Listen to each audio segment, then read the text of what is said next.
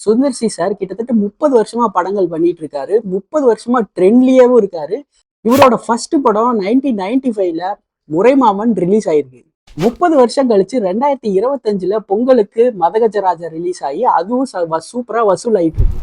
2024ல கூட first theatrical hit அரண்மனை 4 தான். இன்னைக்கு வீடியோல சுந்தர் சி சார் எதனால 30 வருஷமா ட்ரெண்ட்லயே இருக்க முடியுது, எப்படி அவர் அடாப்ட் பண்ணிட்டே இருக்காரு, என்னென்ன டெக்னிக்ஸ் எல்லாம் அவர் யூஸ் பண்றாரு, இதை பத்தி எல்லாம் நான் சொல்றேன், நீங்க கேளுங்க.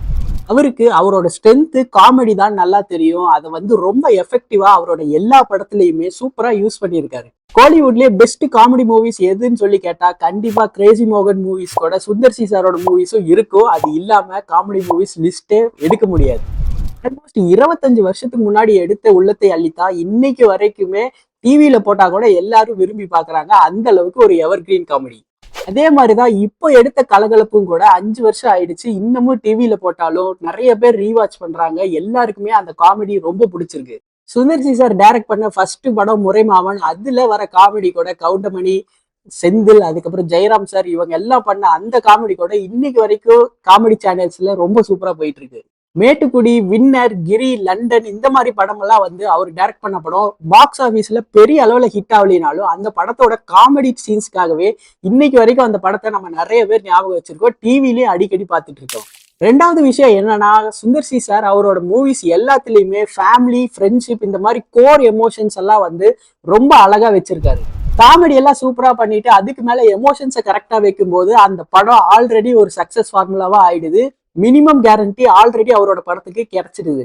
அவரோட கரியர்ல ஸ்டார்டிங்ல எடுத்த படமா இருக்கட்டும், முறைமாமன், அருணாச்சலம், உள்ளத்தை அளித்தா இந்த மாதிரி படமா இருக்கட்டும், இல்ல இப்போ லேட்டஸ்டா இந்த கடைசி ஒரு 5-6 வருஷத்துல எடுத்த படங்களா இருக்கட்டும், அரண்மனை சீரீஸ், தியா வேலை செய்யணும் குமார், இப்போ வந்திருக்க எம்ஜிஆர், ஆம்பளை, இது எல்லாமே ஃபேமிலிங்கிற கோர் எமோஷன், அதுக்கு மேல காமெடி, இந்த ஃபார்முலால தான் ஒர்க் பண்ணியிருக்காரு. இந்த மாதிரி ஃபேமிலி என்டர்டெயினர்ஸ் எடுக்கும் போது என்ன விஷயம்னா, குடும்பத்தோட எல்லாரும் தியேட்டருக்கு பார்ப்பாங்க. ஆட்டோமேட்டிக்கா கன்சிஸ்டன்டா டிக்கெட்ஸும் வித்துட்டே இருக்கும். ஆட்டோமேட்டிக்கா படம் பாக்ஸ் ஆபீஸ்ல நல்லா பண்ணிடும்.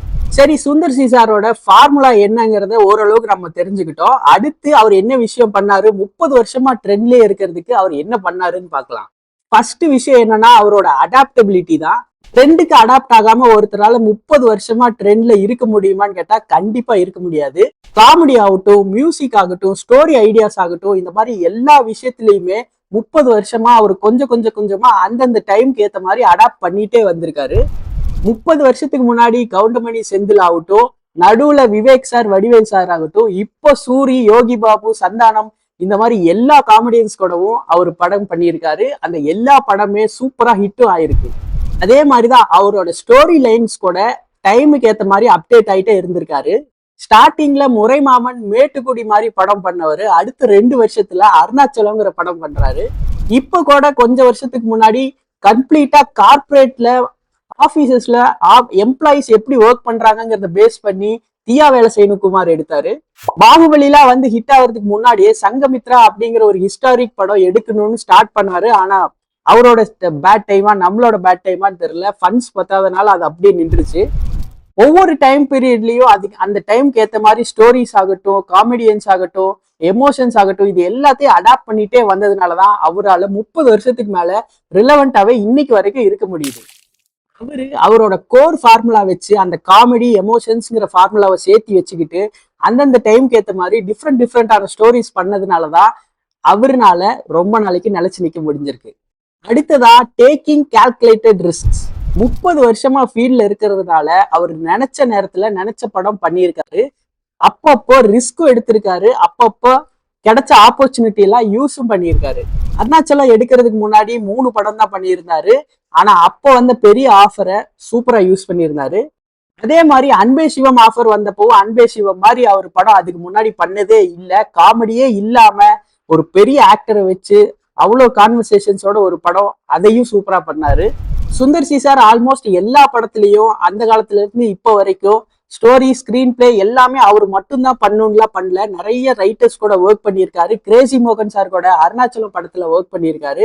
Over coming failures. 30 வருஷமா இருக்கும்போது அவர் ஃபெயிலியரே இல்லாம எல்லா படமே சூப்பர் ஹிட்டா கொடுத்தாரா அப்படின்னு கேட்டீங்கன்னா அது கிடையாது. நிறைய அவரு எக்ஸ்பெரிமெண்ட் பண்ணாரு. நிறைய படங்கள் சரியா போகாமையும் இருந்தது. ஆனா அப்பெல்லாம் துவண்டு போயிடாம திரும்பவும் தன்னோட முயற்சியை எடுத்துக்கிட்டே தான் இருந்தாரு. ஆக்ஷன், காஃபி வித் காதல், லண்டன், கிரி இந்த மாதிரி ஒரு சில படங்கள் வந்து பாக்ஸ் ஆபீஸ்ல பெரிய அளவுல ஒர்க் ஆகல.